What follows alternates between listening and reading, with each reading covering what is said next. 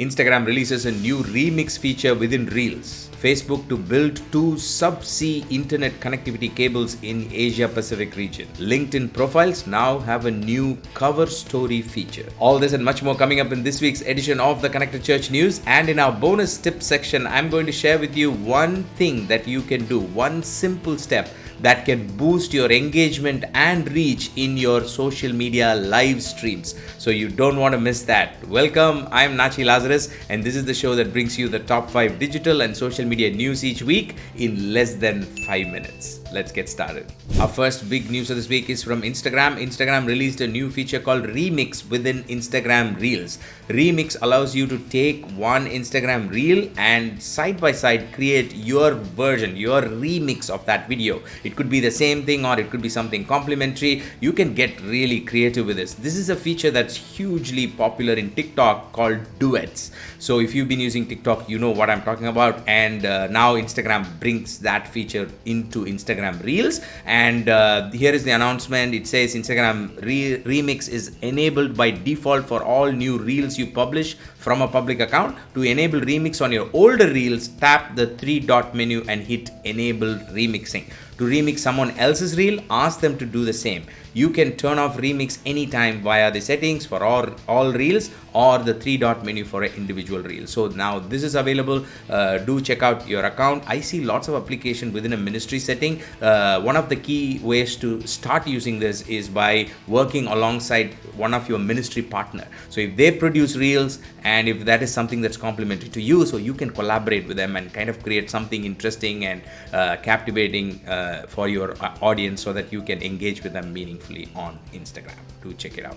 Hey, have you subscribed to our YouTube channel? If you've not done so, I highly recommend you take a little bit of time to subscribe to our channel and also click that bell notification so that you do not miss any news episodes that we come up with every week on Friday. This will help you stay on top of all trends. Thank you, appreciate it. Now let's get back to our news items. Our next big news of this week is from LinkedIn. Last week, LinkedIn added few new features to enhance your LinkedIn profile. The first is LinkedIn Cover Story. Cover Story is a feature that will become part of your profile image on LinkedIn, but it's actually a video. It's a story form of video where you can record a very short, quick video about who you are, and that will become part of your profile picture. And when people click on it, they will be able to watch that video. And in fact, when they don't click on it, it will play silently inside your profile picture space, making it look very attractive and attention grabbing so that people will look at that and click on it. The other two features are LinkedIn has released a creator mode, and LinkedIn has also released this new feature where if you have live broadcast facility, when you go live and at the same time when people visit your LinkedIn profile, the live video will actually play at the background of your cover image. So you have a profile picture and a cover image. That cover image section will actually play your live video. So very interesting feature. I really like the way the LinkedIn team is thinking about it. So do check out these details. Our next news is from Google. Last week, Google Ad Manager team released a new report called Advanced TV Inventory Report, which is designed to give you details about the opportunities that exist within connected television advertising and how people are viewing content and the other research data related to this. There are 4 main sections that are covered. One is about COVID-19 and the recovery, and then it's about viewership insights and also about transactions and live streaming performance. So if you are a non-profit ministry that's interested in connected TV advertising, or you're already into connected TV advertising, then this is a report that would give you fresh insights. I will link to the report in the show notes. Definitely have a look. Our next big news is from Facebook, and it's important from a connectivity perspective within Asia Pacific region. Facebook has announced that they are investing and building 2 new subsea cables that will connect North America and Asia Pacific region using a very interesting route that they are taking. Do check out the map that they have attached with this. I will link to it in the show notes. This goes on to show that how keen companies like Facebook and Google and other internet-based companies are to connect people and bring faster internet and better connectivity into various regions. So this is an opportunity that opens up new doors for you as a non-profit or ministry to reach out to new people, to serve people, to help people in different regions. audience. So if you've listened to me earlier, you heard me say, don't worry about connectivity. These companies will make sure that all the people around the world are connected. They will make sure that there is fast internet. All you need to focus on is create good content, serve people, think about how you can reach people and help people as they use internet and social media more and more in the days to come. Our final news of this week is from Pinterest. Last week, Pinterest announced that they are releasing a new tool for ad account management called Business Access. This tool helps you to streamline people, partners and ad accounts, very similar to how Facebook uses Business Manager. You can add partners, you can assign roles for people, and you can also manage different ad accounts within Pinterest. So if you as a ministry are using Pinterest and especially work with another agency to manage your Pinterest account, then this is a new system that you want to check out. Seems like a useful tool from Pinterest. Those are the top 5 news items I have for you this week. But in our bonus section coming up, which you don't want to miss, we are talking about one simple tactic, one simple thing that you can do that will boost your engagement and your reach on live streaming while you live stream on social media platforms like YouTube and Facebook. Let's dive right in. In today's bonus tip, we are going to quickly look at one simple thing that you can do to enhance your engagement and your reach on live streaming. When you use live streaming feature within Facebook or YouTube and social media channels, it's important for you to engage people, right? To keep them engaged.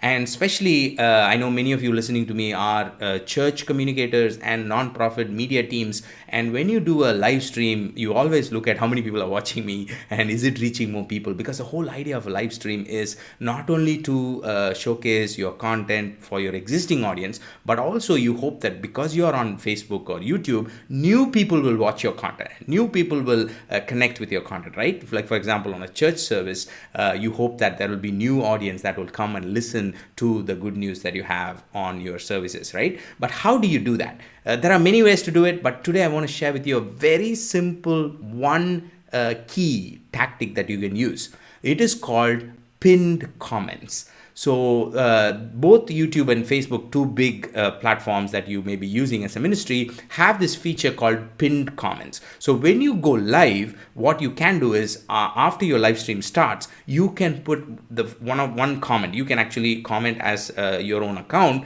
and then click on that comment and pin it, which means your comment will always stay on top of the live stream, on top of all the comments, and anybody scrolling through the comment section in your live stream will be able to see that particular pinned comment. Now, this pinned comment can be really useful and it has multiple applications. Of course, if you don't fit into any of the applications, you don't have to use it, but in most circumstances, I think you should be able to use it in some form. The interesting thing is you can add a link in it. So, for example, if you want to add a link to additional resources which are related to your church service or the topic that you're discussing in your live stream, you can link to that or give people additional downloadable material. You can give a PDF of your sermon notes, or you can give a PDF or a video, additional video where they can get more information, or a worksheet or something like that. Or you can also link it to your donation link and tell people, hey, if you want to support our ministry, here's a link where you can donate to our cause as a nonprofit. So there are many ways to do this, or you can simply encourage people by leaving a comment and put it up there. Now, there are two aspects of this I want to quickly mention, the two advantages. One is, of course, helping people to take action, and it's always on top. The other is something in the background that you may not have thought of. Listen to me. When you do this, you are helping people to engage, right? So, for example, if you say comment on the screen, more people are going to comment. People are going to click. You know what that does? That shows social media network like Facebook and YouTube that your viewers are engaging with your live stream. They are not passively watching, but they are clicking something, right? Reading something and doing something that you want them to do using that pinned comment.